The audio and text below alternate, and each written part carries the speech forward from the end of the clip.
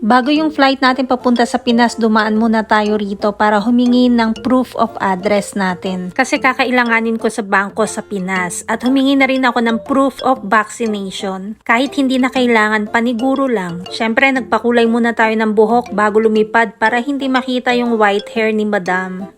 And then, heto na nga yung ating araw ng flight. March 25 yung flight natin at umaga, kaya dumating tayo sa Pinas ng tanghali. Heto naman yung outfitan ni Madam, naka-coat pa kasi malamig sa Korea nung umalis ako. Dahil maiksi lang yung bakasyon natin sa Pinas, lahat ng araw ko naka-schedule. Kaya itong una natin pupuntahan ng IV clinic. Nagpa-schedule tayo dito kasi may gagawin tayo sa face. Saglit lang naman tayo dito sa Pinas kasi nga ang purpose lang ng uwi ko ay a-attend tayo ng Christian gathering. Nagda-diet talaga ako pero dahil nga nasa Pinas na rin lang naman tayo, hindi naman pwedeng hindi tayo kakain. Philippine food lang talaga ang target ko pero dahil nga gusto ko lang ilibre ang dalawa kong kapatid ng samgyeopsal, dumaan na rin kami dito sa Korean barbecue sa SM by the Bay. Dito sa restaurant sa labas ng SM Mall of Asia. Ilang beses na kami nakakain ng asawa kong Korean dito kaya ito yung nirecommend ko sa kanila. Ito naman yung 35th National Prayer Gathering ng Intercessors for the Philippines. Ito talaga yung sinadya natin kaya tayo umuwi ng Pinas. 3 days ito sa Cuneta.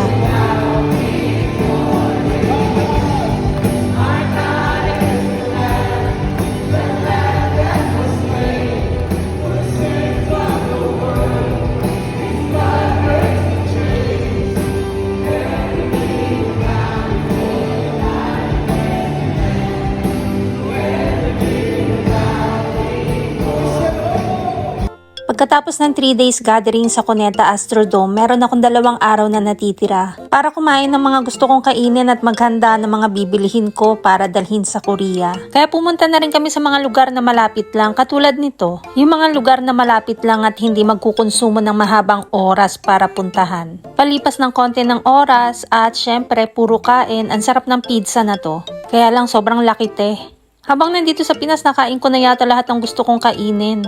Katulad nito, pero karamihan sa mga Pinoy foods na nakain ko, hindi ko na nga napicturan. Kasi nabisi na ako sa kakakain. Na-share ko din sana sa inyo, kaya lang wala nakalimot na. Ang mahal na rin talaga ng bilihin sa Pinas, yung isang piraso ng kakanin, 15 pesos. Pero sulit na sulit kasi ang sarap ng luto nila. At dahil sa Hilton Hotel nga tayo nagstay sa Pasay, meron itong connecting mall na Newport Mall. Maraming restaurants dito at mga kainan na pwede mong pagpilian. At marami rin silang magagandang area dito na maganda mag-picture taking. Dito kami nag-brunch sa Japanese resto sa Newport Mall. Inantay pa nga namin mag-open yung resto kasi medyo napaaga kami. Pero sulit yung pag-aantay namin kasi ang sarap ng pagkain nila rito. Heto yung napili ko pork na may vegetables at ang sarap ng luto nila rito, talagang sulit. Yung presyo nila ay tama lang din, hindi naman mahal.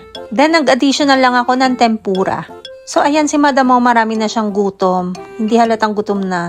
Ang sarap talaga ng kain namin dito and then dumaan kami sa SM Mall of Asia at nakita ko tong pandesal. Cheese pandesal yan, so binili ko na rin. Sobrang dami kong nakain na iba't ibang food na talagang inasam kong makain ulit. Dahil umuwi tayo ng Pinas once or twice a year, depende kung hindi tayo masyadong busy. At may time mamasyal at mag-travel.